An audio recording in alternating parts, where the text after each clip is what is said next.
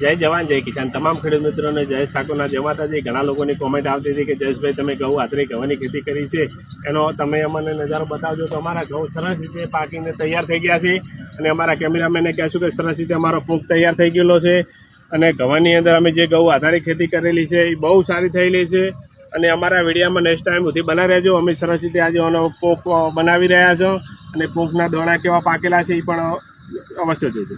મિત્રો આપણે સરસ રીતે દેતવા લગાવીને સરસ રીતે આપણે પોકની તૈયારી કરવાના છે। જો પોક પણ બહુ સારી રીતે પાકેલો છે। અમારા કેમેરામેનને કહેશું કે સરસ રીતે બતાવજો।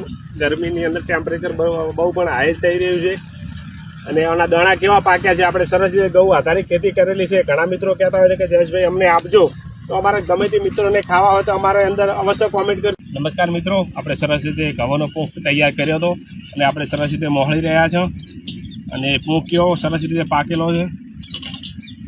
અમારા કેમેરામેનને કહેશું કે સરસ રીતે બતાવજો। દોણા પણ બહુ સારા પાકેલા છે અને કોઈ ખેડૂત મિત્રોને ખાવો હોય તો અવશ્ય અમારા ફાર્મની મુલાકાત લેવા આવજો, તો તમને 100% અમે સરસ રીતે તમને પોક ભાગીને પકડાવશું અને વધુમાં વધુ વિડીયો અમારી સારી રીતે શેર કરતા રહેજો। જય જવાન જય કિસાન।